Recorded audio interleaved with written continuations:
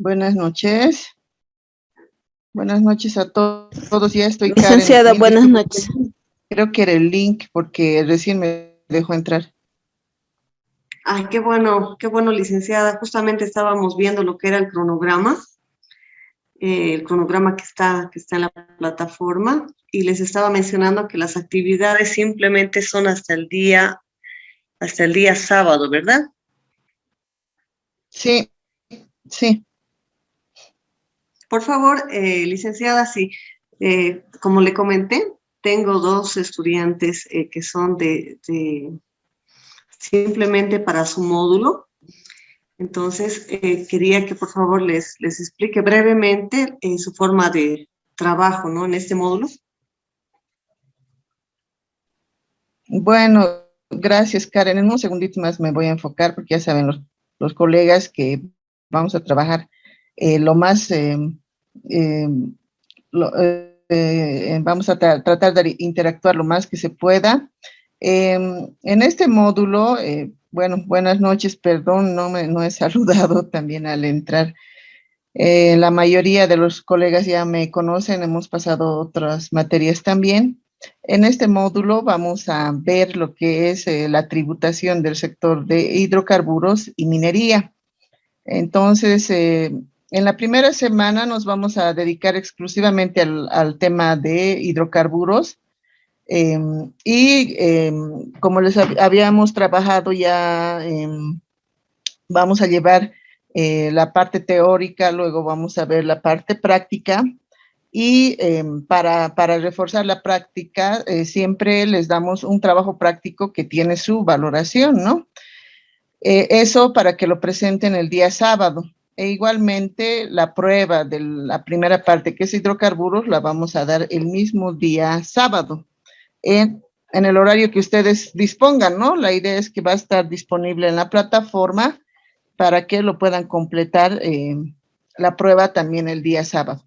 Entonces, como ya la licenciada, nuestra coordinadora les ha explicado, tenemos la evaluación tanto de participación como asistencia, incluye la uso de cámaras, por favor.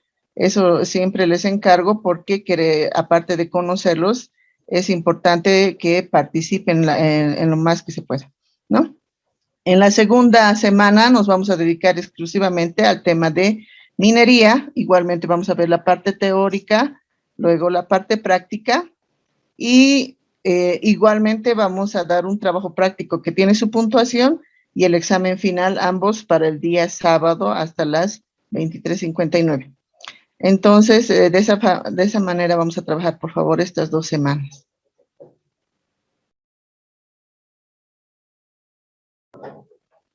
Eso sería, Karen. Pues no sé si podemos empezar o también me gustaría conocerlos a los dos colegas nuevos que se han incorporado solo en este módulo para ver un poquito su experiencia y ver, enfocarlo, a ver, bueno, en la medida que se pueda, a profundizar algunos temas tal vez.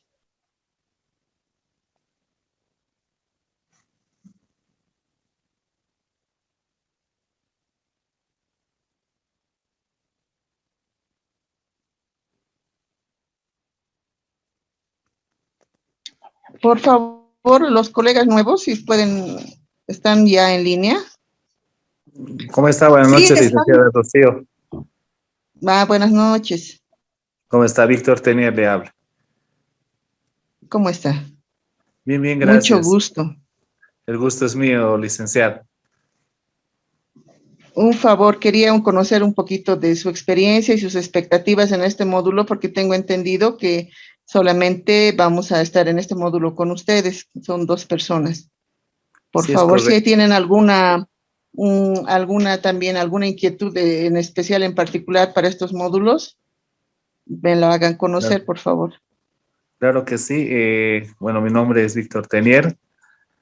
Tengo más de 18 años de experiencia en todo lo que es el rubro financiero. Inicialmente estoy trabajando en una empresa minera y lo que me atrajo más que todo en este curso es conocer más a profundidad el tema del manejo tributario, tanto en el sector minero como en el tema petrolero. Es de esta manera que me he inclinado para este curso, para poderlo profundizar y pues obviamente nutrirme con los conocimientos que tiene usted, licenciado. Muchas gracias. ¿La otra colega está o todavía no está? Entiendo que tenía que estar. Creo que ¿Trabajan juntos? son de la misma institución, Ya. ¿verdad? Sí, creo que son de la misma institución. Bueno, agradecerles a todos los estudiantes por el tiempo, ¿no? Ya estamos ya van a ser las 20 horas. Por favor, licencia, tal vez si podíamos alargarnos hasta las 9:15, por favor. Sí, no hay problema. Mil disculpas más bien por la demora y vamos a compensar el tiempo que nos hemos atrasado. Mi laptop la estoy reiniciando porque necesito de ahí compartirles la presentación, por favor. Y mil disculpas, no suele pasar esto. Ya, licenciada. Sí, yo la dejo entonces, licenciada, hasta las 9:15. Gracias, Karen. Gracias, buenas noches, hasta luego. Buenas Permiso noches. a todos. Ya, para no demorarnos más, colegas, no sé si quieren que alguien me puede ayudar con la presentación, menos para compartirla podemos empezar, por favor, aunque ya está entrando mi equipo. Creo que era el link y lo he reiniciado y peor se ha demorado. ¿Alguien puede ayudarme compartiendo nuestra presentación, la que está en la plataforma?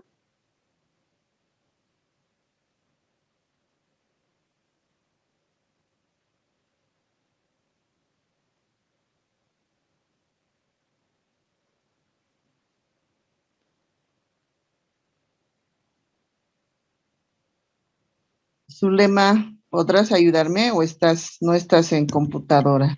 No estoy en computadora, licenciada, estoy desde laptop y también desde celular. Estoy queriendo imprimir las diapositivas, pero no me deja. Quiero imprimir en los ejemplares en una sola hoja 4, pero no me deja. No, estoy con el celular, la laptop no es compatible. Ya. Mi laptop. No sé por qué Licenciada, buenas tambalea. noches. Buenas noches, ¿cómo estás? Por Licenciada, favor, ¿tú podrías hacernos el favor de compartir? César Tal le vez? habla. Yo se lo puedo compartir las diapositivas si gusta.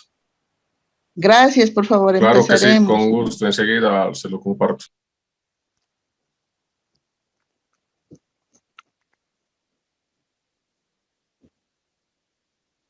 Funciona. No funciona.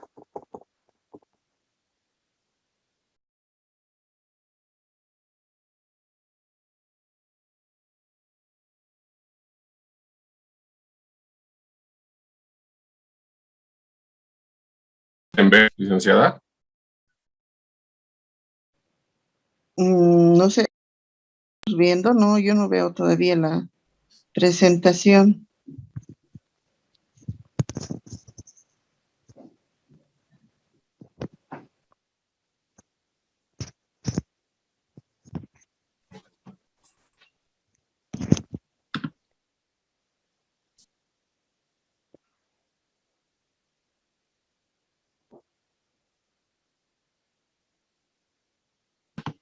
Licenciado, Ya lo estás puede compartiendo. ver. Ya lo estás compartiendo, compañero. Sí, ahora sí, ya vemos, gracias. ¿Lo puedes agrandar, por favor, para ver ¿Lo más pueden ver? grandecito? Sí. Bueno, como les había mencionado, esta primera semana vamos a ver primero la tributación del sector hidrocarburos, ¿no?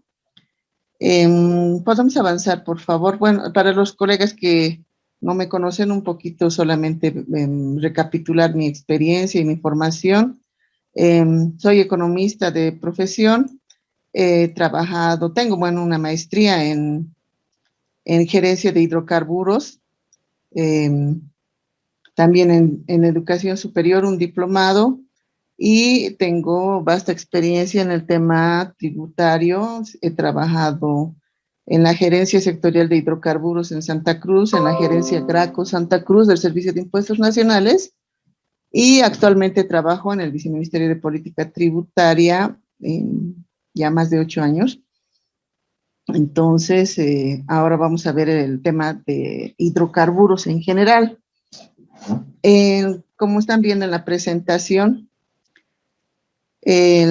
primero vamos a ver el marco normativo por el cual se desarrolla esta actividad. Como ustedes saben, tenemos una Constitución Política del Estado que a partir del 2009 ha establecido un marco legal, podríamos decir, en el que se ha dado mayor prioridad a la explotación de los recursos naturales, ¿no?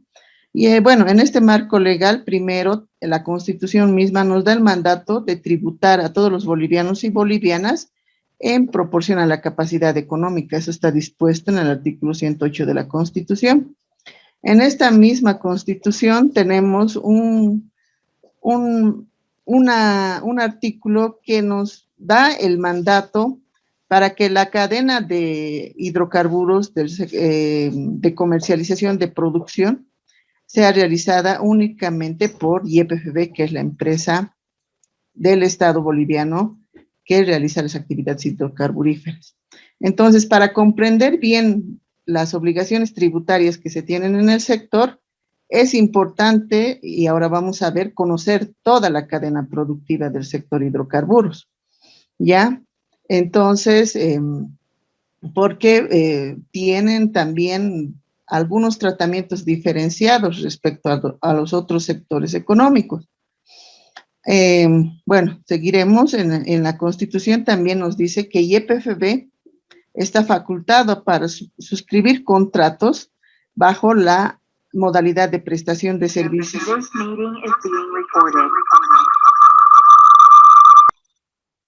Ahora sí, estoy en mi equipo. Déjenme un ratito, por favor, salir de mi celular.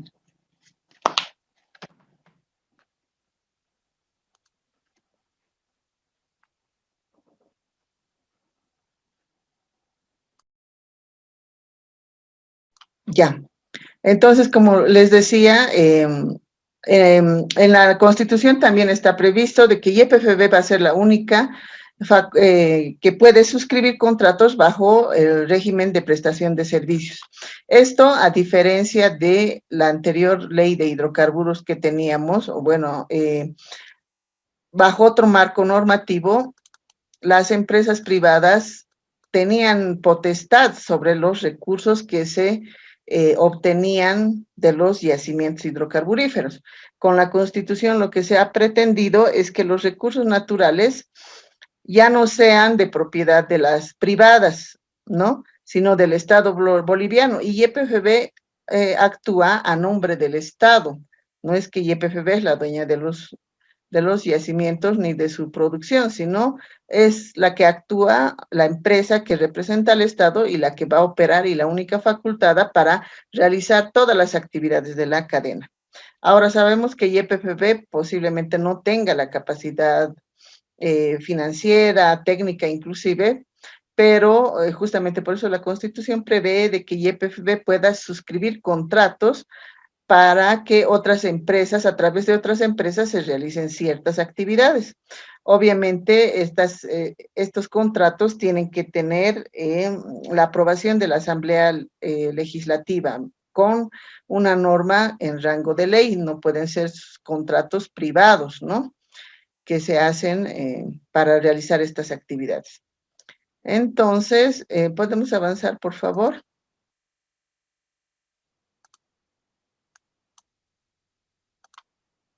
Ya.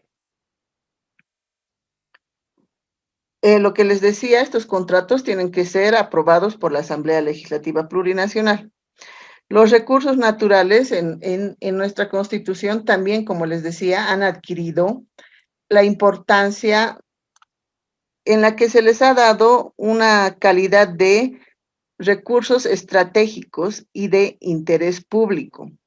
¿Por qué se les ha dado esa calidad? ¿Tenemos algún colega abogado en el curso? ¿Quién nos puede ayudar? ¿Qué implica que estos recursos tengan carácter estratégico y sean de interés público? Por favor, ¿quién nos puede ayudar? Voy a sacar mi lista, espérenme un segundito.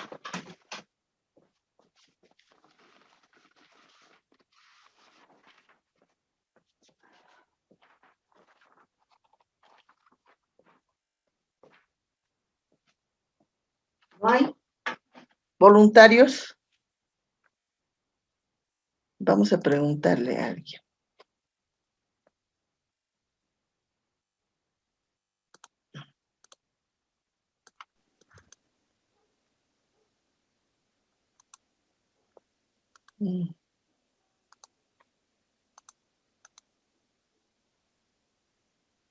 Hola, ¿me están escuchando? Sí, licenciada. Ya, pensé que me había salido porque nadie me responde. Rolly, no sé si tú nos puedes ayudar. ¿Qué opinas? ¿Por qué crees que la Constitución le ha dado la calidad a los recursos naturales, minerales e hidrocarburíferos, a ambos, el carácter estratégico y de interés público? ¿Qué implica esto?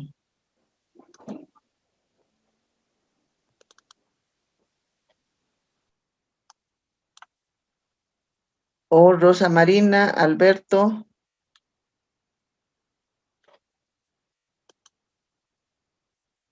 Ya, menos puntos. Quizá es porque a nombre de todos los bolivianos se esté velando el interés y los ingresos para cada departamento. Sí, Podría ser. gracias, Marina. Marina eres, ¿no? Zulema. Ay, Zulema, perdón. Gracias, Zulema. Yo creo que sí es en forma general lo que menciona Zulema, ¿no? ¿Por qué son de carácter estratégico? Sabemos que históricamente nuestro país se sustenta y siempre ha tenido su base económica sustentada en los recursos naturales, tanto minerales como hidrocarburíferos. En la época de los 80 y 70 hacia atrás, hemos vivido, en otras palabras, de nuestros recursos minerales. Y a partir después de los 80 y 90, vivimos de nuestro gas, y de ambos en realidad. Para mí es por eso que se le ha dado esa calidad de recursos estratégicos, porque con esos recursos nuestro país se ha sostenido bastantes años y las decisiones que se tomen sobre esos recursos tienen una implicancia en nuestra economía, una implicancia grande, ¿no? Es la billetera del país y son muy importantes la explotación de estos recursos. Y de interés público, justamente lo que decía Zulema, porque estos recursos naturales son de propiedad del Estado, ¿no? Ya no son de una empresa pública, de una empresa ni pública ni privada, son son del Estado. ¿Y quiénes conforman el Estado? Cada uno de nuestros habitantes. Entonces, cada uno de nosotros, como habitantes de este país, tenemos interés sobre esos recursos, ¿no? No podemos ser indiferentes, por eso es que inclusive se somete a referéndum y demás. ¿Qué se va a hacer con estos recursos? Ahí está la importancia desde la Constitución. Si se fijan, estos dos sectores son muy importantes, ¿no? Y aparte que vamos a ir viendo en el transcurso que también son un poco complejos, ¿no?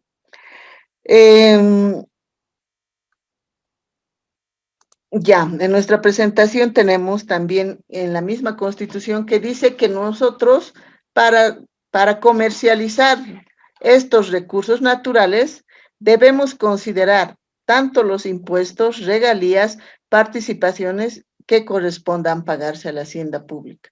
Es decir, que al momento de negociar los precios a los cuales vamos a vender nuestros recursos estratégicos, tenemos que considerar todas las obligaciones que se tienen que pagar también al Estado.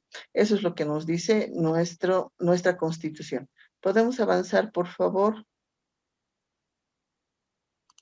Ya, ahora vamos a entrar a lo que es la ley de hidrocarburos. Si se fijan, tenemos la ley de hidrocarburos que la que está vigente es la ley 3058 que ha sido promulgada el 17 de mayo del 2005. Es anterior a nuestra Constitución. Entonces, en algunas cosas que veamos, vamos a ver que posiblemente hayan algunas, no sé si contradicciones, pero como vacíos, porque la Constitución nos da algunos mandatos, pero que en la ley todavía no se han adecuado. Si se fijan, y los abogados, creo que en nuestro curso no había ningún abogado, ¿no? Les llaman que las normas son preconstitucionales, las denominan. ¿Por qué? Porque son anteriores a nuestra Constitución y estamos hasta la fecha en un proceso de transición, podríamos decir, en las que todo nuestro marco normativo se tiene que adecuar a nuestra nueva Constitución Política del Estado. Y ahí está, de hecho, la ley de hidrocarburos, porque puede que algunos preceptos que la Constitución contempla no estén en la misma ley de hidrocarburos, ¿no? Bueno, eso como paréntesis. En la ley de hidrocarburos se ha definido y está establecido cuáles son las actividades que se van a desarrollar en nuestro país. De hecho, las actividades son a nivel mundial, solamente que nosotros las agrupamos o las subdividimos. En algunos países las dividen más, pero a nivel mundial se usa la misma terminología. ¿Ya? En nuestra ley de hidrocarburos, la vigente, tenemos todas estas actividades, que está la exploración, la explotación, y le he puesto upstream porque a nivel mundial estas dos actividades forman parte del upstream, que son actividades antes de la explotación misma, de que cuando extraemos el mineral o los hidrocarburos, en este caso, del subsuelo. Entonces, esas dos actividades forman parte del upstream a nivel mundial. Y luego tenemos las actividades de refinación, industrialización, transporte, almacenaje, comercialización. También tenemos la distribución de gas natural por redes, y para nosotros todas esas actividades pertenecen al downstream, que igual a nivel mundial son todas las actividades que se realizan posteriormente a la extracción del mismo yacimiento, ya cuando son transportados, son almacenados, son refinados en algún proceso de industrialización o algún proceso de transformación química, ¿ya? Seguimos, por favor. Ya. ¿Qué es la exploración y explotación de hidrocarburos? Zulema, ¿puedes leer, por favor? Ya, doctor. Operaciones de exploración. Upstream significa todas las actividades conducidas con miras al descubrir hidrocarburos, inyectando los estudios y actividades de geología, aéreo, fotogramétricos, gravimétricos, magnético, métricos, sísmicos, geoquímicos y otros estudios y actividades. Ya, gracias, Zulema. Como dice lo que acaba de leer nuestra colega, estas actividades son todas las que se realizan antes del descubrimiento de un campo hidrocarburífero, ¿no? Son los estudios de suelos y demás que los hacen los geólogos generalmente. Entonces, hacen varios estudios, análisis y demás, lo que menciona aquí, ¿no? Fotogramétricos, gravimétricos, etcétera. Esas son las operaciones de exploración, ¿ya? Y luego tenemos las operaciones de explotación, que también pertenecen al upstream, que son todas aquellas actividades que se llevan a cabo para operar y mantener la producción de un campo. Primero, en la exploración también se hace, por ejemplo, la perforación de pozos también se hace en la etapa de exploración, porque siempre tienen que llegar a ver si encuentran indicios de algún yacimiento, tienen que perforar para ver la profundidad, la calidad de tierra, la calidad de hidrocarburos que está en su suelo, y de esa manera también la medición. Y una vez que hacen la medición de lo que podría contener ese yacimiento, es que determinan si van a hacer la explotación de ese yacimiento, porque tienen que ver si es económicamente rentable o no.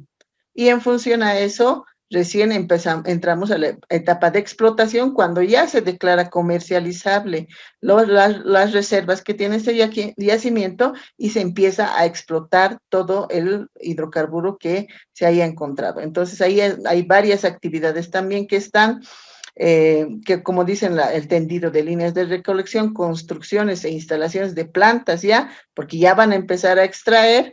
Entonces, en un yacimiento existe tanto gas, existe también agua, existe petróleo y todo eso es extraído ya en esta etapa de explotación. ¿Podemos avanzar, por favor? Ya, aquí he hecho una gráfica de la cadena de producción y nos va a servir para todo, para entender toda la cadena, ¿no? Primero, como les había mencionado, tenemos el yacimiento de hidrocarburos, que en este caso ya ha sido declarado que es rentable, económicamente rentable, que la ganancia que se obtenga por ese combustible es mayor que los costos que nos va a significar extraerlo, porque extraer un yacimiento de hidrocarburos es mucha inversión, demasiada inversión, igual que en el tema minero son sectores altos en inversión. Entonces, en este caso ya tenemos el declarado el yacimiento que tiene una rentabilidad que es favorable y vamos a entrar a la etapa de explotación. Entonces, tenemos las torres de explotación y tenemos varias etapas, si se fijan aquí. Lo que les mencionaba es la etapa de exploración, aquí no se ve en la cadena porque es previa, pero vamos a ver la etapa de explotación, que se puede ver en el yacimiento, en la torre de explotación. Tenemos una boca de pozo, que es el lugar, el primer lugar en el que se sale las reservas de recursos naturales de los hidrocarburos al suelo, al exterior, ¿no? Es en el punto que sale del subsuelo al suelo. Esa es la boca de pozo, a eso se denomina boca de pozo.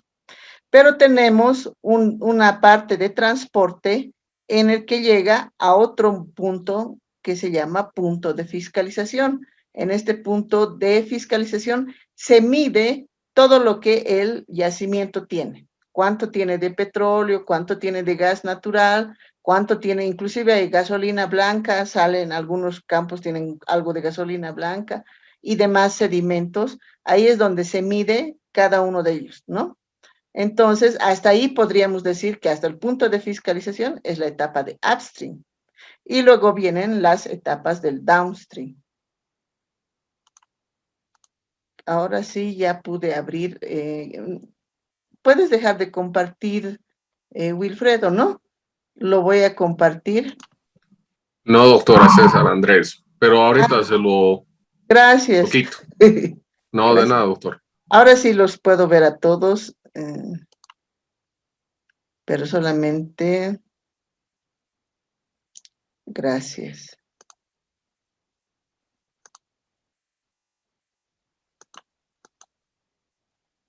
Ahora sí, Silvia, las veo a Rosemary, Cirelli, Omar,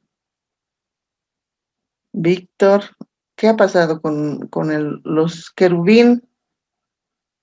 Querubín, luego vamos a hablar. Me han dicho que no estabas conforme con tu nota. A ver, ¿están viendo todos la presentación? Sí, doctora. Ya, gracias. Ahora sí nos vemos. Avanzaremos hasta donde estábamos. Estábamos aquí, ¿no? Entonces, lo que les decía hasta el punto de fiscalización es la etapa de el upstream, ¿no? Ahora, las otras etapas que tenemos aquí, refinación, industrialización, transporte, almacenaje, comercialización, distribución de gas por redes, las tenemos en estas etapas, ¿ya? Después que pasa el punto de fiscalización, lo que es gas es directamente transportado, lo que tenemos gas de exportación, al Brasil y Argentina. En realidad, nuestro gas natural no sufre ninguna transformación. Es directamente del pozo de explotación transferido por viaductos a los ductos de exportación, tanto al Brasil como a la Argentina.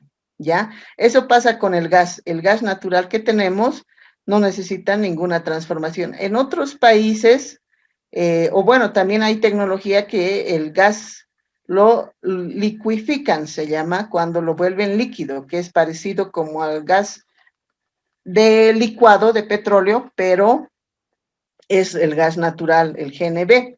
El gas natural, no más GN, ¿ya? Eso, como les muestro, vemos en la gráfica, se va directo a la exportación y lo mismo pasa con el gas natural que usamos en nuestros domicilios. El gas natural que usamos en nuestros domicilios, el GNB, que es el gas natural vehicular, y el gas que exportamos al Brasil y Argentina, es el mismo gas en su composición química, no varía en absoluto, ¿ya? Lo que sí es diferente y varía es el petróleo, porque nuestros yacimientos, como ustedes sabrán, algunos son ricos en gas más que en petróleo. Digamos, de nuestro yacimiento podríamos decir que el 60% es gas y eso, más podríamos decir que hasta el 80%, depende de nuestros yacimientos, algunos son más ricos en gas y la mayoría en realidad son más ricos en gas. ¿Ya? Entonces, por eso es que lo exportamos, estamos haciendo las instalaciones de gas a domicilio para que todos podamos usar y dejemos de depender del gas licuado de petróleo, que es el gas en garrafa, porque ese también sale de garrafa. Y lo poco que tenemos en petróleo se va a la refinería, que es nuestro último ducto hacia arriba, se va a la refinería. Ese petróleo es el que entra a una refinería y se convierte en productos refinados del petróleo. Aquí están todos los combustibles líquidos. Del petróleo sale la gasolina especial, la gasolina premium, sale el diésel oil, sale el queroseno inclusive, la gasolina de aviación. Todos esos derivados de combustibles líquidos son derivados del petróleo, ¿ya? El GLP igual, aunque algunos yacimientos tienen GLP así en bruto, podríamos decir que también solamente lo envasan, pero son derivados del petróleo, ¿ya? Por eso también es muy importante conocer la estructura química de esto, que el gas natural que tenemos que se exporta y el que tenemos en nuestros domicilios y el gas de los vehículos son lo mismo, pero no es el mismo gas licuado de petróleo que se usa en las garrafas, ¿no? No sé si ya les he mencionado a ustedes la experiencia que ha habido con una persona que tal vez en su inocencia o ingenuidad ha pensado que el gas licuado de petróleo es el mismo gas que le cargan en la estación de servicio y ha intentado cargar su garrafa con el gas de su vehículo y ustedes sabrán lo que ha pasado. Ha habido una explosión y han fallecido él y su cuñado. Entonces, por más que ambos se llaman gas, no son la misma estructura. Uno es gas natural como existe en el yacimiento, y el otro es gas licuado de petróleo que sufre una transformación y tiene otra composición química. Entonces, todas estas actividades posteriores son el downstream, ¿no? Y aquí avanzamos.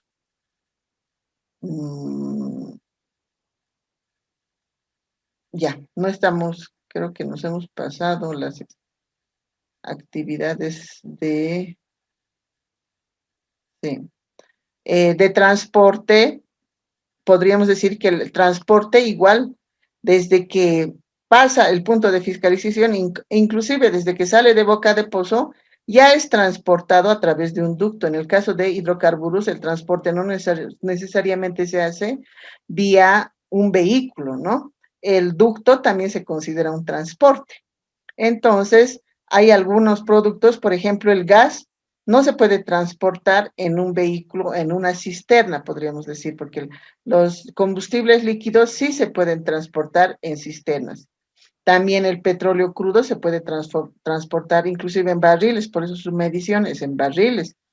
pero el gas natural no, a no ser que lo transformemos en líquido a través de un proceso de licuefacción y recién se lo puede transformar. En nuestro país no hay esa tecnología. Entonces el gas solamente desde que sale pasa vía ductos hasta exportación. Estos ductos también se consideran transporte y aquí, como les digo, están todas las actividades de la cadena de producción de hidrocarburos, ¿no? Hasta llegar al consumidor final. Lo que habíamos visto primero en esta etapa del upstream hasta la explotación es que YPFB es la única que puede realizar todas las actividades. Pero en esta etapa de explotación, generalmente contratamos, ¿no? Porque si bien se ha nacionalizado a través de un decreto supremo los hidrocarburos, no los producimos, no tenemos todavía, podríamos decir, autonomía de gestión en YPFB para que hagamos todas las actividades por nosotros mismos. Entonces, las empresas que en su momento han explotado, han descubierto estas reservas y las explotaban y las comercializaban, actualmente siguen operando los mismos campos petroleros, pero ya no en calidad de propietarias, porque ellos no definen cuánto van a explotar y a qué precio lo van a vender, sino simplemente toda la producción que extraen se la entregan a YPFB. ¿Y a través de qué se ha hecho esto? A través de los contratos de operación o prestación de servicio. Antes, en la ley anterior, estos se llamaban contratos de riesgo compartido, pero ahora ellos solamente son prestadores de servicios de YPFB Corporación, que es la única, de acuerdo a la Constitución, facultada, entonces le prestan el servicio. Y aquí vamos a ver ya una particularidad, porque la misma norma nos dice que como son prestadores de servicios de esta empresa corporativa, como cualquier otra prestación de servicio, tiene que haber una retribución a estas empresas, ¿no? Ya no es que las empresas explotan y le venden lo que quieren a YPF o al precio que quieren. En realidad el precio ya está determinado y las cantidades que tienen que entregar a YPFB también están determinadas en sus contratos. Entonces YPFB lo único que hace es pagarles por los servicios que ellos nos prestan, ¿no? Prestan al Estado. En la ley de hidrocarburos y también en los contratos de operación está dispuesta cómo se va a retribuir al titular, cómo se le va a pagar a estas empresas que hacen la explotación de los campos hidrocarburíferos. Entonces nos dice la norma que la retribución es el pago que YPFB hace a estos titulares de los contratos, que se compone por los costos recuperables y la utilidad. Desde que se inicia la producción del campo, entonces lo hemos puesto en una formulita, la retribución del titular son los costos recuperables más utilidad. ¿Qué son los costos recuperables? El mismo contrato igual nos dice, los costos recuperables se van a componer por todos estos costos. Costos de personal, costos de movilización y desmovilización de personal, servicios, costos de materiales, impuestos, tasas, contribuciones. Aquí para mí hay una observación en cuanto a los impuestos, tasas y retribuciones, que enseguida les voy a comentar. También están las servidumbres, indemnizaciones, compensaciones, diferencias de cambio, protección al medio ambiente, seguridad industrial, costos legales, seguros, costos de administración, servicios, depreciación de los activos fijos, otros costos, cargos relacionados con la casa matriz del operador, créditos inclusive y otros. Eso nos dice la ley. En realidad, a las empresas les devolvemos todos los costos que han asumido para explotar estas reservas, ¿ya? Y para mí hay una, tal vez, bueno, como consulta, ¿qué opinan de que les devolvamos impuestos? Impuestos, contribuciones, compensaciones e indemnizaciones. ¿Qué opinan? ¿Alguien ha leído algún artículo? Porque yo he leído bastantes artículos de algunos colegas críticos, analistas, que siempre observaban los costos recuperables, que por qué tenemos que dar costos recuperables, que no hay control, que no hay auditoría, que las empresas abusan, de todo he escuchado. No sé si alguien puede comentarme.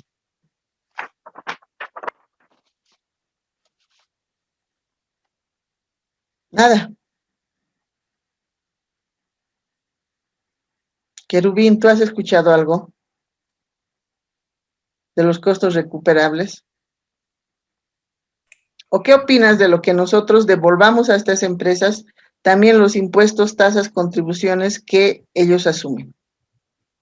Mejor sería qué opino, ¿no, licenciada? Porque la verdad no leí ningún artículo, ¿no? ¿Ya? Pero de mi punto de vista considero que no es un buen camino, ¿no? Tratar de devolverle esos costos recuperables a las empresas, puesto que ellas están asentadas acá. Y si bien están generando fuentes de empleo también a personal de acá del país, prácticamente se le está devolviendo todo lo que están trabajando, ¿no? Entonces, considero que no se debería devolver, ¿no?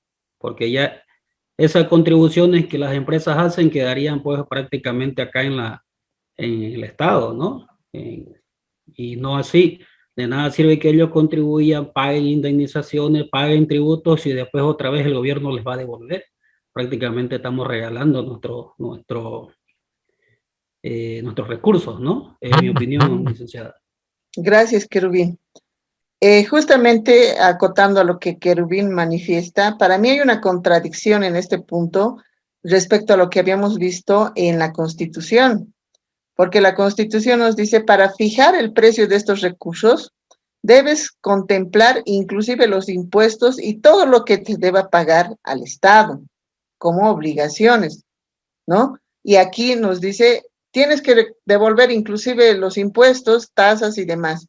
Hay esa contradicción que creo que en algún momento vamos a tener que subsanar en los contratos que actualmente operan las empresas, ¿no? Luego tengo otra consulta. ¿Alguien quiere opinar? ¿Omar? Sí. ¿Ya? Lo siguiente, la otra vez hablaba un analista y decía que, por ejemplo, entre el 2007 hasta el 2018, por lo menos unos 15, 16 años, los costos recuperables superaban los 9.000 millones de dólares. Y esto era el doble de lo que ya EPFB había invertido en exploración. O sea, es un escándalo realmente. Prácticamente es lo que, entre comillas, llamamos la mal llamada nacionalización, que realmente nunca existió realmente, ¿no? Es como un nombre de nacionalización, pero a la vez prácticamente le devolvemos todo, al final no somos dueños de nada, aparentemente hay un mayor valor, pero es por lo que hubo un creciente precio del valor del petróleo en el mercado, y cuando cayó nos dimos cuenta, ¿no?, que las empresas empezaron a huir porque los costos recuperables eran bajos cuando el precio llegó a negativo, punto abajo, ¿no? Sí. Solo eso para aclarar. Gracias, Omar.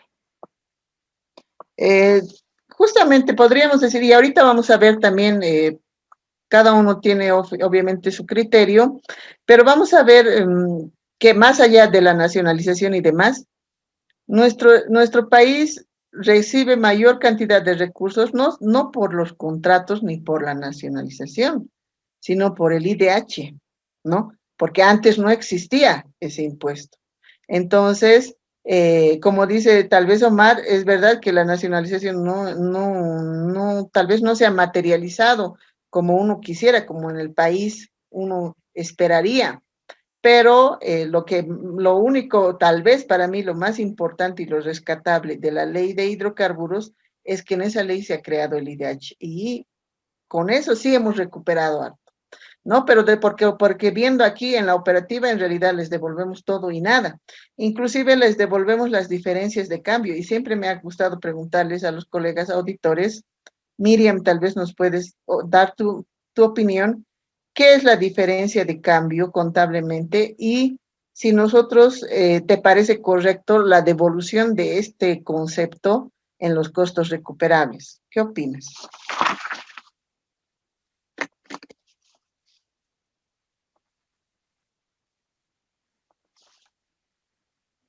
Miriam, Gabriela. Dicen, la Sí. verdad no entiendo muy bien ese aspecto. Las diferencias de cambio, ¿qué son? ¿Tú no eres auditora? No, soy administradora. Ah, ya. Entonces, Zulema, a ver, Zulema nos va a explicar qué son las diferencias de cambio.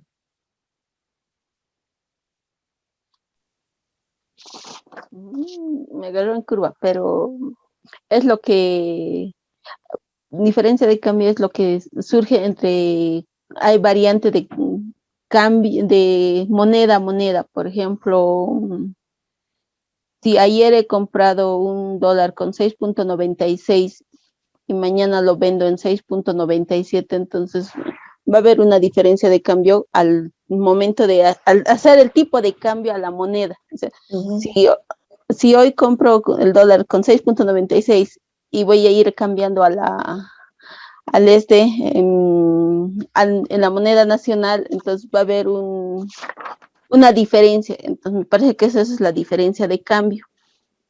No sé si estoy en lo correcto. Ya, ahora, ¿eso te parece que es un costo para una empresa, para que nosotros le devolvamos? Es un costo. Ya. Es Ahora, un costo porque a la medida que va creciendo también por ejemplo, si vamos a términos contables, la UFB va cambiando diariamente. Entonces, si vamos a hacer eso, prácticamente estaríamos devolviendo casi todo. Ya. Y le afectaría como costo al yacimiento. O sea, hoy puedo invertir 100, pero si esa inversión para mañana sube, la empresa me dice que tengo que pagarle a lo que está ahora, no a lo de ayer. Entonces, vamos a tener que asumir, y eso estaría elevando los costos de inversión para yacimientos. Ya. Y a ver, sobre el último punto, veremos sobre la depreciación. ¿Qué opinas, Alberto?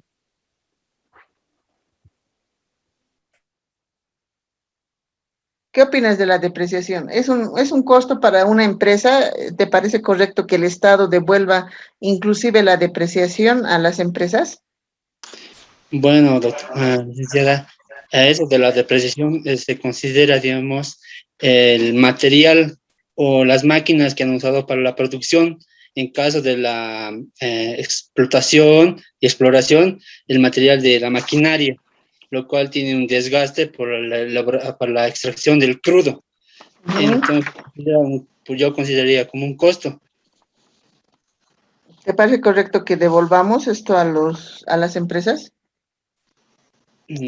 Para mí sí, porque esas empresas están, una parte están invirtiendo al país y generan empleo.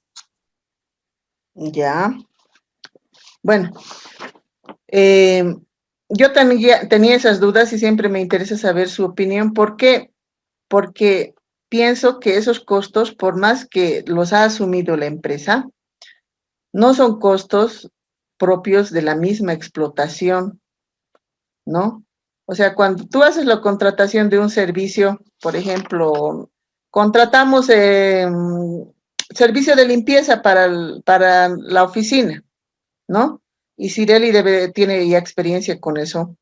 Hacemos la contratación, ellos nos cobran indemnizaciones de sus trabajadores, nos cobran la depreciación de activos, forma parte de la estructura de costos que ellos definen para cobrarnos la prestación del servicio. Depende del contrato que se mantenga, sí, digamos. Ya. Algunos lo incorporan, todos esos costos en la estructura de costos para la determinación del precio. Sí, por ejemplo, ahí donde yo trabajo para la empresa de limpieza, ahí está incluido los costos que ellos tienen que hacer en material de limpieza, lavandina, escoba, papel higiénico, desinfectante. Ya. Con esto del COVID, por ejemplo, ya se hacen adendas, digamos, ¿no? Donde se le incluye más porque no tienen que desinfectar ya con alcohol todas las oficinas, la fumigación. Inclusive no, con el tema del COVID, las fumigaciones no incluyen en los contratos, pero sí, depende del contrato, que tengamos. Es en el de limpieza, por ejemplo, en el de servicio con el batallón de seguridad física, igual también ellos no asumen, como le dije, no es en el otro módulo, su uniforme, le dan los uniformes, pero por ejemplo los mantenimientos a las escopetas, eso va por cuenta de nosotros, y dice. Ya. Gracias, Sireli. Pues los chalecos antibala, el tipo de contrato que tengan, pero sí incluyen, digamos, ¿no? Sí deberían incluir, en mi opinión. ¿Ya? ¿Está bien? Ya. Entonces la norma nos dice que todos los costos recuperables les devolvemos y les pagamos además de eso su utilidad. En realidad es casi su utilidad líquida, porque como estamos viendo, ellos no asumen ningún costo por sí mismos, ¿no? Entonces les pagamos una utilidad que es líquida. Así funciona la primera etapa de la parte de explotación principalmente.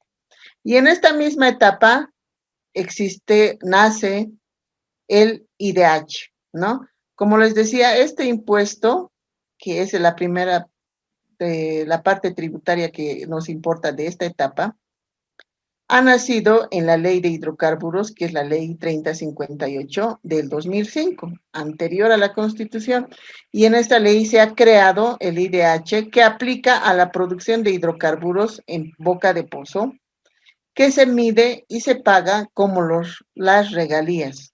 La misma base imponible de los hidrocarburos del impuesto es sobre la que se paga regalías. Entonces, ¿y sobre qué se paga? ¿No? La misma norma nos dice, en este impuesto, el hecho generador de esta obligación se perfecciona en realidad en el punto de fiscalización. Si bien se podría decir que el hidrocarburo es extraído y su primera aparición en suelo externo está en la boca de pozo, sobre la medición que se haga en el punto de fiscalización es que se hace el pago tanto de las regalías como del IDH, la misma base imponible. Y este punto es el más importante en esta cadena que habíamos visto, el punto de fiscalización. En la anterior ley de hidrocarburos era en boca de pozo, ¿no? Pero aquí, porque siempre hay sedimentos, desechos, qué sé yo, después de que sale del primer punto, y en el punto de fiscalización recién se puede determinar qué composición tiene este producto, es que sea determinado que sea en el punto de fiscalización. En este punto de fiscalización hay un medidor similar al de la luz, agua que tenemos nosotros en nuestros domicilios, que mide qué está pasando por el ducto, qué cantidad de qué producto, sea petróleo, sea gas natural, o sea, agua, sedimentos, lo que sea, es que se determina en el punto de fiscalización. Y sobre lo que se tenga medido en este punto de fiscalización, se paga el IDH. No se paga el IDH sobre un producto final. En realidad se paga sobre lo que en el punto de fiscalización se tenga como producto, ¿no? En realidad, el crudo y el gas natural, que podríamos decir que es como producto. Ahí es donde se separa lo que es sedimentos, agua, desechos y demás. De eso no se paga. Entonces, ¿cuál es la base imponible? Nos dice, es la misma que corresponde a las regalías y participaciones, y que en realidad son los volúmenes por la cantidad de energías o la cantidad de energía que tenga ese hidrocarburo. La cantidad de energía es la calidad de nuestro gas. Mientras más energía tenga, es de más alta pureza, es parecido a los de los minerales, ¿no? Mayor energía, mayor precio, mayor calidad. Entonces, sobre eso es que se paga. Y para los volúmenes de energía, también hay, la medición se hace en el caso de nosotros, los WTI creo que son del gas natural, entonces se hace en función a estándares internacionales, ¿no? Aquí está, como les decía, tal vez lo más importante de esta etapa, que es la alícuota. esta alícuota en esta ley se ha creado con el 32%, es el impuesto más alto que tenemos en nuestra legislación tributaria. Y se paga, como lo que les decía, sobre la producción que se tenga medida en el punto de fiscalización, el 32%.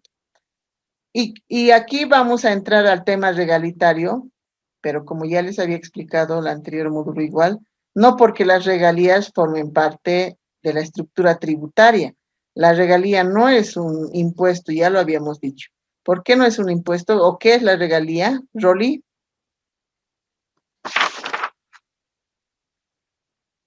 Rolly, lo veo, pero no,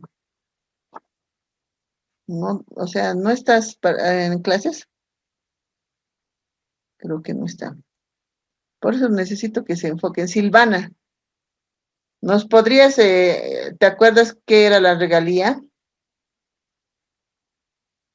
¿O podrías decirnos qué son las regalías?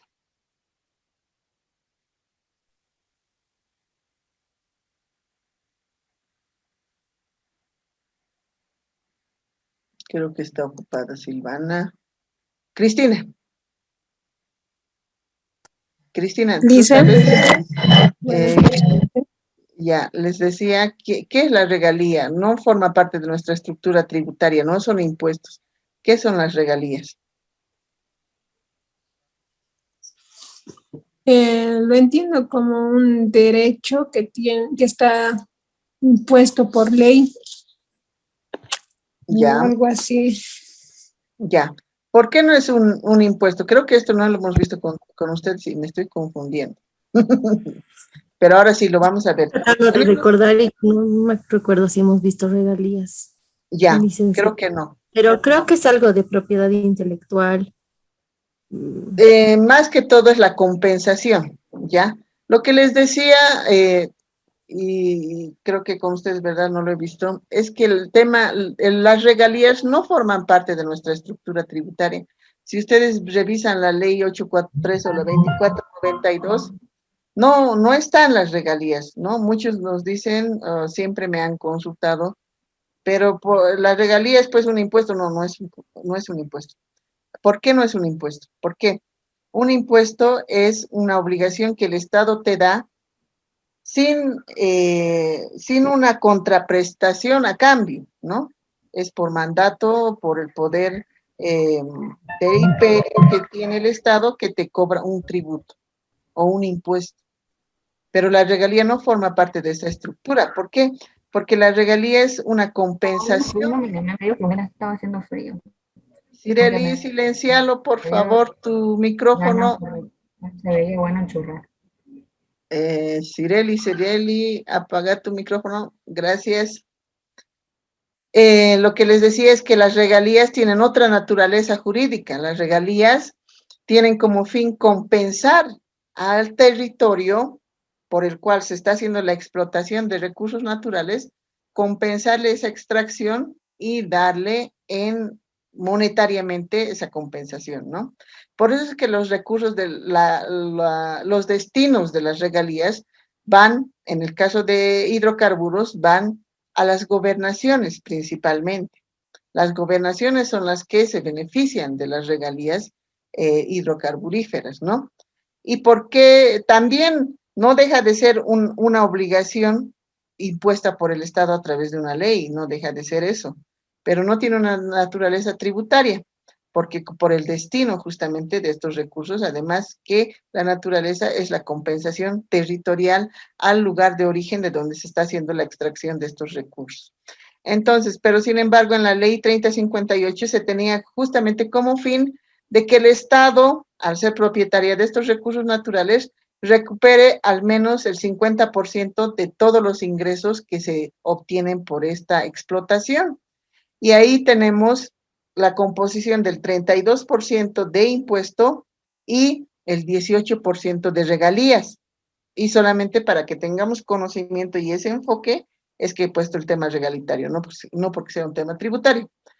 Ya, en la regalía departamental se ha establecido que el 11% de la producción que se tenga en un campo, en un yacimiento, se va a ir el 11% para el departamento donde se origina la producción. Por eso es que Tarija es una de las beneficiadas que tiene hartos recursos por la explotación de los recursos del hidrocarburo, porque los campos más grandes que tenemos en Camiri pertenecen, no Camiri, perdón, en ¿qué provincia después de en el campo Margarita. Margarita, San Alberto y San Antonio, que están en no sé qué provincia de Tarija, es que reciben estos 11% de regalía departamental la gobernación de Tarija, ¿no? Luego tenemos la regalía nacional compensatoria, que es establecido el 1% de todas las regalías que se reparten para Beni y Pando, porque son los departamentos, tal vez en su momento, que no tenían reservas de hidrocarburos, entonces, y también tal vez los más pobres, ¿no? Y por eso es que se ha determinado que del 1% de las regalías, 2/3 es para Beni y 1/3 es para Pando. Entonces ellos, aunque no tengan recursos de hidrocarburos, reciben este porcentaje de la regalía compensatoria. Y también tenemos una participación del 6%, con eso suman los 18%,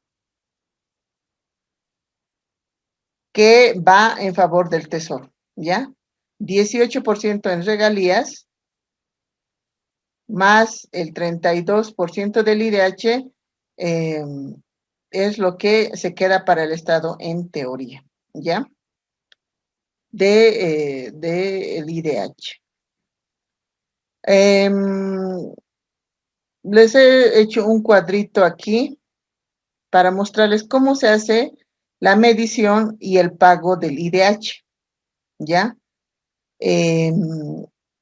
Primero que tenemos que, bien, el nombre es IDH, Impuesto Directo a los Hidrocarburos, pero en realidad no es a los derivados de los hidrocarburos, sino es a los hidrocarburos como al crudo, podríamos decir, o en su estado natural, todavía no ha sido transformado, porque también hay hidrocarburos, en realidad el gas, todos los componentes derivados de hidrocarburos son varios, todos los componentes que salen de esta cadena,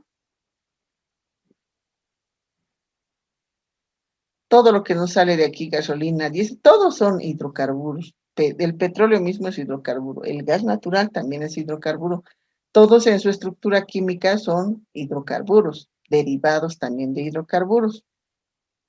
Pero nuestro impuesto se llama así, impuesto directo a los hidrocarburos, porque lo aplicas en la primera etapa antes que empiece su proceso de transformación y de comercialización. ¿Ya? Hasta aquí. Bueno, todavía esto nos falta ver.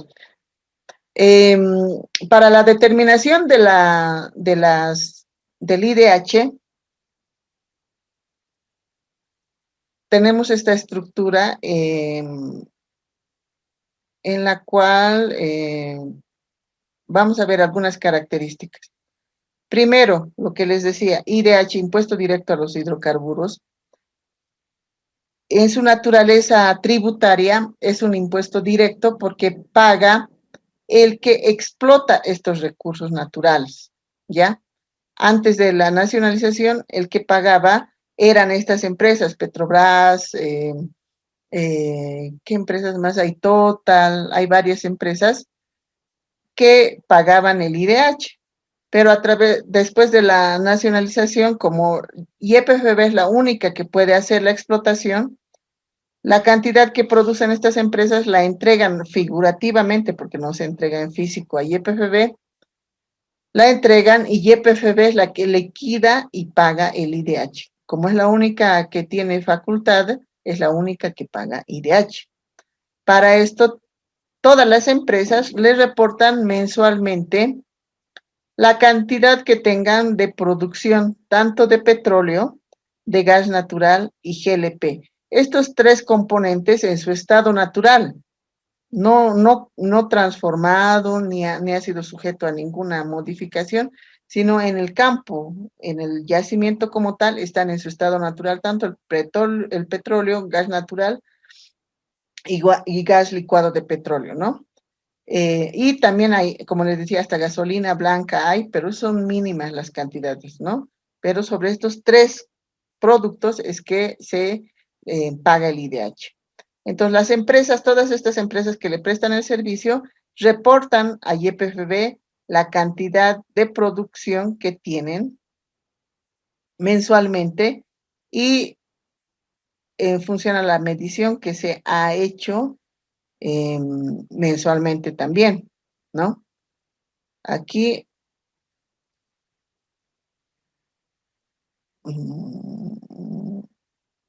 aquí esto tenía que adelantarlo. Nos dice, bueno, vamos a retroceder luego a esta, pero aquí quería que veamos esta parte. Si bien aquí ya hemos empezado a hablar del débito fiscal, lo que quería es que veamos que estas empresas hacen el cómputo mensual, la medición de los hidrocarburos a las 6 a.m. del primer día de cada mes, ¿ya? O sea, el primero de cada mes a las 6 a.m. hacen la medición, ellos hacen la medición diaria en realidad, pero lo que se mira en ese momento es sobre lo que se paga todo, tanto el IVA, el IDH también, todo se hace en base a esa medición.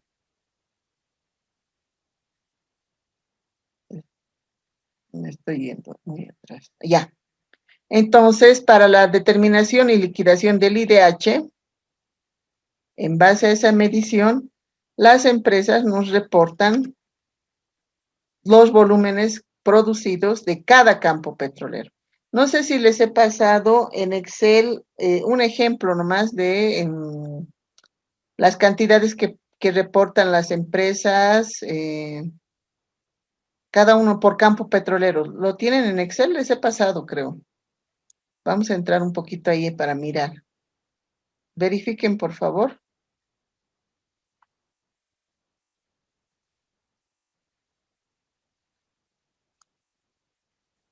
Porque muchos tienen esa curiosidad, ¿cómo se hace? No, solo está en la cadena de precios por sector.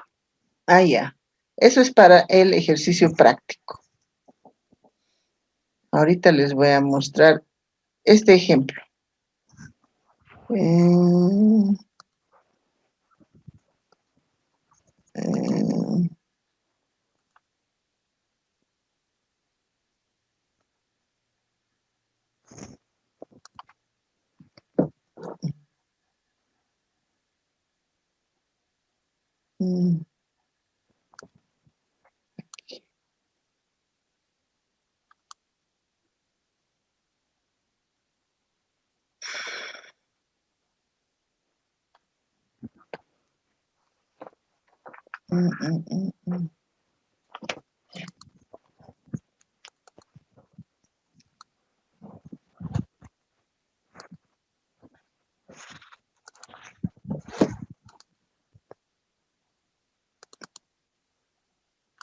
Ya.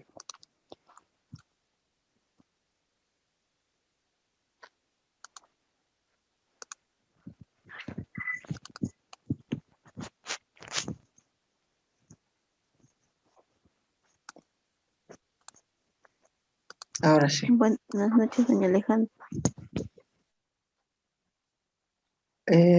Pueden ver mi Excel. ¿Están viendo, no? Sí, licenciada. Sí, licenciada, se mira. Gracias. Ahora sí, este mismo cuadrito es el que les he puesto en la presentación y vamos a ver de dónde sale. Sobre primero, como les decía, tenemos que tener la medición tanto de la producción de petróleo crudo, de gas natural en su estado natural y GLP que en su estado natural sale del campo petrolero. Y se divide tanto lo que ha ido destinado al mercado interno como lo que ha ido destinado al mercado externo, los volúmenes y los precios, ¿no? Estos precios obviamente son determinados, son calculados inclusive por la NH Y los volúmenes son los que están medidos en punto de fiscalización. ¿Y cómo se hace el reporte? Les voy a mostrar aquí en esta hoja. Por ejemplo, solamente es como ejemplo, porque no lo vamos a hacer, estos cálculos no nos sirve mucho, pero quiero que conozcan cómo funciona. Fíjense, está por campo petrolero este reporte, cada campo petrolero reporta, reporta, claro, el precio al cual ha sido, corresponde a esa medición, la tarifa de transporte que ha habido entre el punto en la boca de pozo y punto de fiscalización, ese pequeño transporte, se descuentan de la tarifa y tenemos un precio que sería el precio en punto de fiscalización, que es el precio de referencia, menos el transporte de ese tramo. Sobre eso, esto es, por ejemplo, tenemos una planilla de precios. Lo mismo tenemos en cuanto a volúmenes. Por campo petrolero, los volúmenes que cada uno de los campos han reportado a la fecha de medición, que es el primer día del mes a las 6 a.m., lo que se reporta, la medición, ¿ya? ¿Cuánto hay de petróleo crudo en barriles? ¿Cuánto de gasolina natural en barriles? ¿Cuánto de petróleo crudo o gasolina? Sumando ambos están aquí. ¿Y cuánto de esa producción se ha ido a mercado interno? ¿Cuánto a mercado externo? De hecho, en petróleo no exportamos nada, porque de paso somos pobres en petróleos, más somos, nuestros campos son gasíferos. Entonces, no exportamos, ¿no? La producción que tenemos en crudo en su integridad se va a nuestras refinerías para producir gasolina especial, diésel, e inclusive saben ustedes que no abastecemos nuestro mercado interno, entonces tenemos que importar estos productos y subvencionarlos, están subvencionados por el Estado. En cuanto a petróleo, no exportamos nada. Y tenemos lo mismo el reporte del gas natural. Tenemos una planilla de precios del gas natural, si se fijan aquí, son los precios igual, por campo petrolero, en este caso no varía porque todo se hace en base al precio internacional y la ANH es la que publica el precio que corresponde a la fecha de medición, ¿ya? ¿Cuánto ha ido al mercado interno? El precio al mercado interno, eso sí varía respecto al precio del gas natural de mercado externo, porque el precio de mercado externo son los precios que han sido determinados en los contratos de operación, contratos de exportación a Brasil y Argentina, ¿ya? Entonces sí hay un precio diferente para lo que es exportación en cuanto al gas natural. Y en otra planilla tenemos lo que nos reportan en volúmenes de gas natural, el poder calorífico, fíjense, de algunos campos tienen menos poder calorífico ese gas, o sea, es poca calidad, podríamos decir, y otros es más alto. Entonces, en función a los volúmenes y su poder calorífico, es que se determina la calidad de ese producto, ¿no? Y eso, cuántos de ese producto ha ido al mercado interno, cuánto se ha ido al mercado externo. Si nos fijamos, por ejemplo, en este reporte del mes, que este ejemplo es de enero del 2008, teníamos 46 millones de BTUs que se han ido al mercado interno, o sea, ahora ya consumimos más de nuestro gas, y 41 millones se ha ido al mercado externo, ¿no? Eso de estos campos. En otros meses puede que hayan ido más a la exportación, de hecho casi siempre va más a la exportación, pero nuestro mercado interno está creciendo más porque también ya lo usamos para las industrias, ¿no? Ya se usa, ya tenemos ductos a los parques industriales y las industrias ya usan nuestro gas natural. Nosotros también en nuestros domicilios, muchos ya tenemos gas natural, entonces por eso la demanda de mercado interno del gas natural ha subido un poco más. Antes la diferencia era mucho mayor. Y lo mismo tenemos en cuanto al reporte de precios de GLP. y volúmenes de GLP, que es gas licuado de petróleo. Como les decía, no es este mismo gas natural, es gas licuado de petróleo que en estado natural hay en algunos campos petroleros. Si se fijan, pero son pocos. Aquí teníamos en petróleo, ¿cuántos campos? Son 46 campos petroleros que tenemos activos, con sus contratos, todo, 46 que tienen petróleo y gas, seguramente son los mismos. Gas tenemos 40, pero los que tienen GLP son solamente 15. Entonces tenemos pocos campos que tienen GLP en su estado natural. Y esos nos exportan igual la cantidad de volúmenes de GLP que se han extraído de estos campos y el precio del GLP a esa fecha. Con estos datos que nos reportan las empresas, las encargadas de cada uno de los campos petroleros, es que consolidamos esta liquidación para la determinación del IDH. Esta es nuestra base imponible. Y el formulario 8130 del Servicio de Impuestos Nacionales, que no sé si ustedes, alguno de ustedes que tiene usuario de la oficina virtual, lo va a poder bajar, sería ideal si lo puede ver, pero creo que solo está habilitado para YPFB. Tiene esta estructura y tiene varios anexos. Estos precios y estos volúmenes forman parte de los anexos para la determinación del IDH, ¿ya? Y al final, en este 8130 es que se determina el IDH ya consolidando los productos, los volúmenes del mes, de todos los campos, los precios, en el caso del petróleo, el precio que sale, que es para esa fecha, igual del gas natural, va a depender si lo hemos vendido a mercado interno o a mercado externo, el precio varía, y del GLP lo mismo, aquí se consolida. Tenemos el volumen por precio, esa es nuestra base imponible del IDH, la multiplicación de ambos valores es la base imponible, y el 32% de esa base imponible es el IDH. Es el único impuesto que se paga en dólares. Eso también es importante. En nuestra estructura tributaria no tenemos otro impuesto que se pague en dólares. El único impuesto que se paga es el IDH. También por las características y por su naturaleza, es el único impuesto que tiene hasta 3 meses para ser pagado. Una vez que se mide, no se paga al mes siguiente como el IVA, sino tiene 90 días para ser pagado. ¿Ya?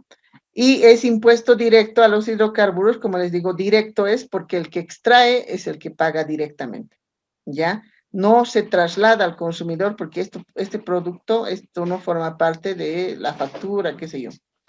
Entonces, eso quería mostrarles en la estructura para la determinación del IDH, cómo funciona.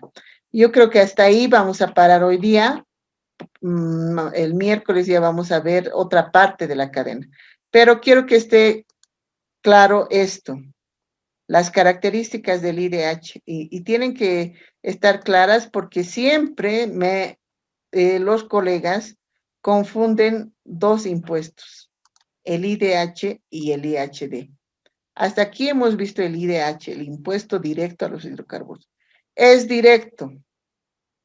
Su alícuota es del 32%. Es el único impuesto que se paga en dólares, ¿no? Esas son las características principales. Y la más importante es la que se paga en la etapa de explotación, antes de la comercialización, en punto de fiscalización, en la etapa del upstream, como quieran, pero se paga aquí, en esta etapa, ¿ya? Aquí estamos viendo el IDH. Y luego vamos a ver aquí, ya cuando pasemos a la etapa del downstream, muchas más particularidades, ¿no? Aquí va a aparecer el IHD, que son los únicos dos impuestos del sector hidrocarburos que son diferentes a los demás. Todos pagan IVA, IT e IUE. ICE, digamos, los que comercializan bebidas y tabacos, principalmente, importadores de autos. Y en el sector hidrocarburos, los dos impuestos que son del sector exclusivamente son el IDH y el IHD. El IDH lo hemos visto hoy día, han visto sus características, sus particularidades, en qué etapa se aplica, cuánto se paga y cómo se paga. ¿Ya? Hasta aquí vamos a quedar hoy día, por favor. ¿Alguna duda, consulta, comentario? Y vamos a completar también la asistencia, por favor. A Juan Marcelo no lo he visto. Juan Marcelo Barreto, ¿está? No. Zulema está. Presente. Andreina. Andreina, no lo he visto. Presente.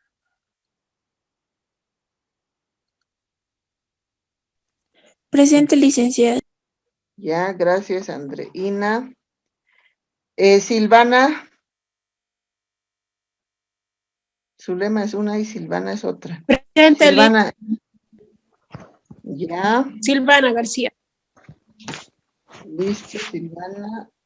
Mildred. Licenciada, buenas noches, presente. Ya, gracias. Noé, no volvió Noé, ¿no? ¿Qué saben de Noé? Debe seguir en recuperación. Querubín. Marcelo estaba, pero se desconectó, licenciada. Ah, ya. Miriam Rodríguez. Presente. Ya. Omar está, ¿no? Víctor. Sí, también. licenciada. Y espérenme, ¿cuál era la otra persona que recién se ha incorporado en este módulo? ¿Mariel? No, Mariel está. Los demás están con asistencia, por si acaso, a los que no les he llamado, ya los he visto, ya les he puesto asistencia. Me falta la otra persona que solo está en este módulo, aparte de Víctor. ¿Quién era? Noelia, profesor. Perdón. Noelia. ¿Cuál González. es tu apellido? González. ¿Dónde estás que no te veo? Porque quiero conocerte. No sé si ya, se ve. ahora sí te veo. Gracias. Bueno, ¿alguna duda, consulta aquí, hasta aquí?